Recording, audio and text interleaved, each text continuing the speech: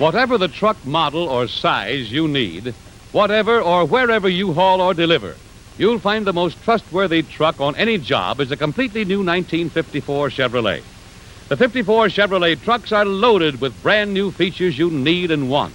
Features like new engine power with a choice of 3 advanced high-compression engines, new automatic transmission, optional at extra cost in half, 3/4, and 1-ton trucks. New ruggedness and durability with stronger, more rigid frames on all models. Handsome new advanced design styling that reflects Chevrolet trucks' new strength and power. These great new trucks are engineered to do your work faster, more efficiently, and more economically. So come into your Chevrolet dealers and see the trucks behind the biggest truck news in years. Completely new 1954 Chevrolet trucks, the most powerful, finest performing, best looking advanced design trucks ever built.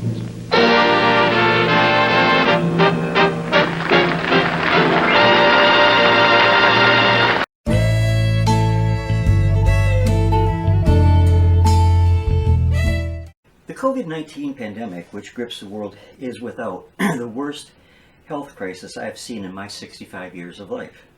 However, it would be, if we could travel back in time to, say, 1820 through 1840, here in Saginaw, Michigan, where I live, those pioneers that settled here would think that they had had it much worse. And indeed, for the time, and the medicine at the state that it was, they may indeed have had it worse. The cause was not a virus or a bacteria. It can be directly attributed to the swamps, which is what Saginaw mostly consisted of at that time. And I have in my library a copy of an 1881 history of Saginaw County, Michigan. And in it is a fascinating account of that illness called the ague. Later observers said it might have been malaria, but nobody really knows for certain. The account in that book begins, "Among the numerous troubles the pioneers of Saginaw had to encounter was the common ague generated by the masses of decaying vegetation arising from the lowlands along the bank of the river and of swales in that vicinity. The disease, known as the chills and fever, formed a stumbling block in the path of progress, being one of the arguments presented by the American Fur Company against the settlement of the district by the American pioneers. The disease was a terror to the men who finally did come here to settle the Saginaw area of Michigan. In the fall of the year, everyone was affected. Everyone shook, respecting neither the rich nor the poor.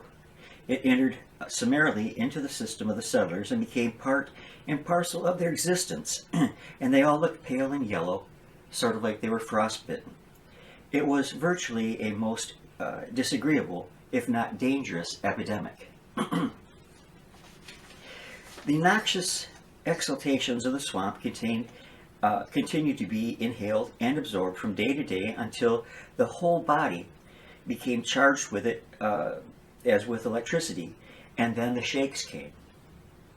This was a regular shake, a terrific shake with a fixed beginning and ending coming on each day or alternate day with appalling regularity.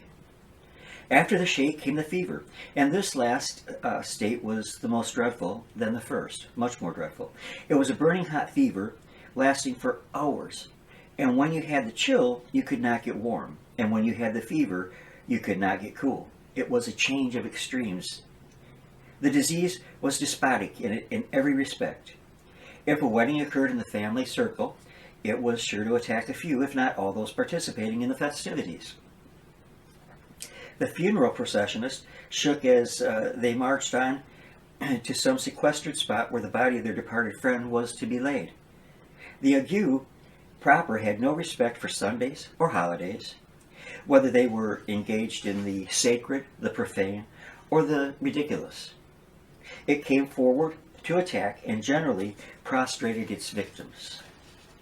After the fever subsided, you felt as if you were some months in such a prison as Andersonville or Libby, and in some cases as if you had come in collision with a wandering planet.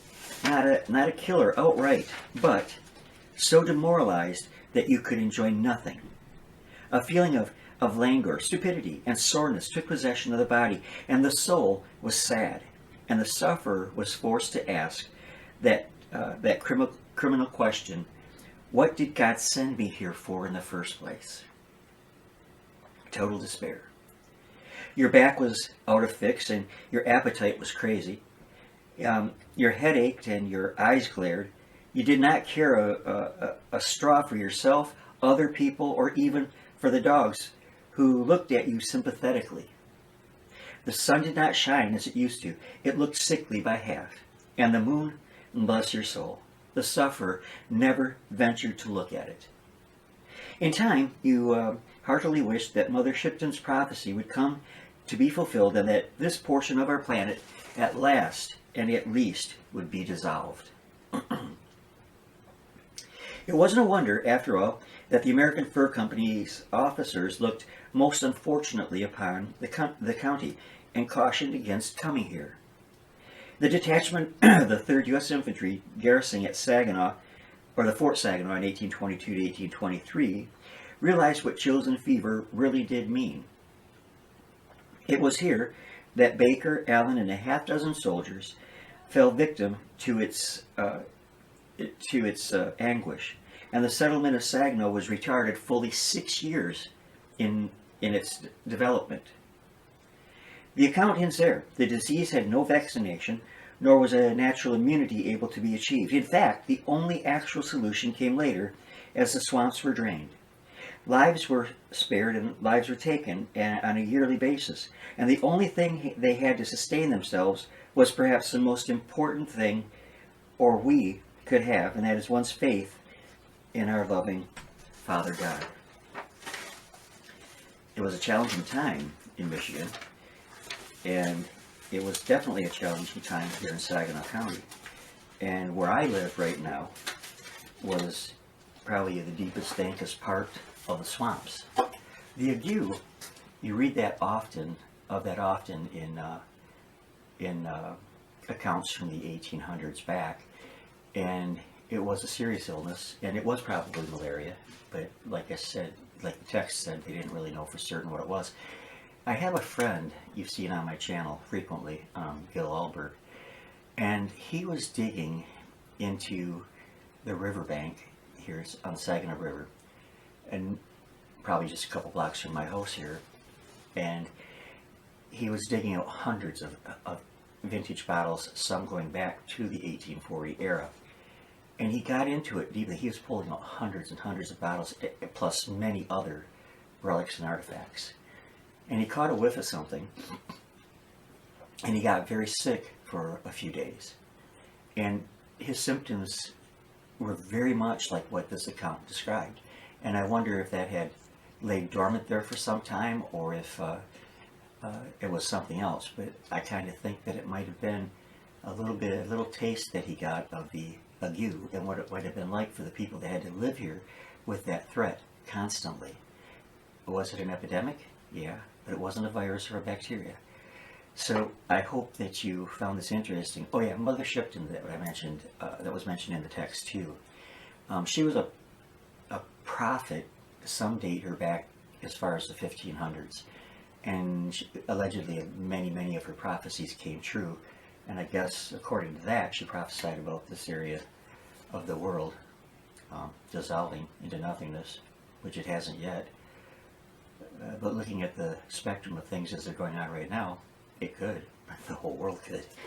All right. Well, I hope you enjoyed this glimpse back, and thanks for stopping by. Thanks for watching. God bless you all. Love you here at the Dennis Morrison channel.